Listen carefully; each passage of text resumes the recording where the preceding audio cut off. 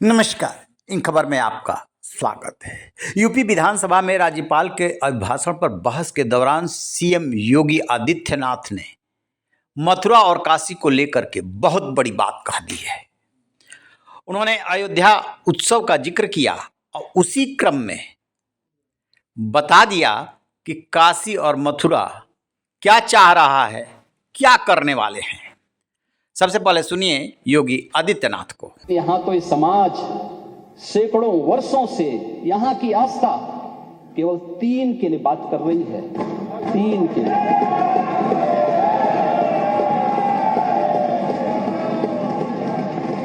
वो 3 के लिए भी इसलिए वे विशिष्ट स्थल हैं, वे सामान्य नहीं हैं। ईश्वर की अवतरण की धरती है, असामान्य नहीं है। वो असामान्य यानी उसको एक सामान्य स्तर पर नहीं मान सकते, लेकिन एक जिद है, और उस जिद में जब राजनीतिक उसमें तड़का पड़ने लगता है और वोट बैंक बनाने की राजनीति होने लगती है, तो वहीं से फिर विवाद की स्थिति खड़ी होने लगती है। यानी लोक आस्था, भारत के अंदर लोक आस्था का अपमान हो, बहुसंख्यक समाज गिड़गिड़ाए, ये पहली बार देखने को मिला। दुनिया देख रही है, स्वतंत्र भारत में काम पहली बार पहले होना चाहिए था।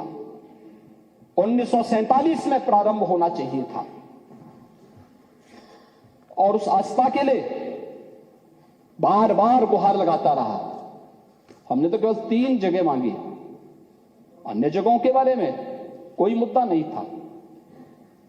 अयोध्या के लिए, और देखिए अयोध्या का उत्सव लोगों ने देखा तो नंदी बाबा ने भी कहा, भाई हम काहे इंतजार करें। महाभारत के प्रसंग से उन्होंने शुरुआत की।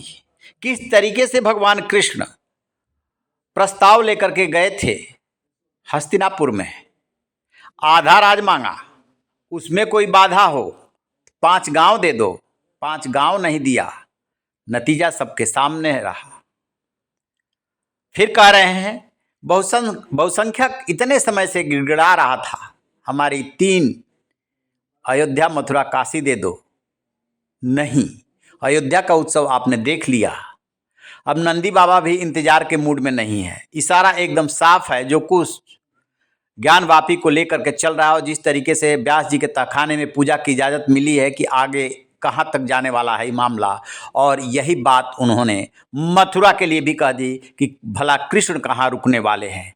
सो उन्होंने संकेत दे दिया है कि अयोध्या के बाद काशी और मथुरा के लिए बहुसंख्यक न रुकने वाला है और न ही कोई समझौता करने वाला है, क्योंकि यही तो है उसकी सांस्कृतिक आस्था की जड़ है, धार्मिक आस्था की जड़ है। तो वो भला क्यों छोड़ दे। आपकी क्या राय है, कमेंट बॉक्स में जाके कमेंट जरूर कीजिएगा। रहिए बेखबर, देखते रहिए इन खबर। Thank you.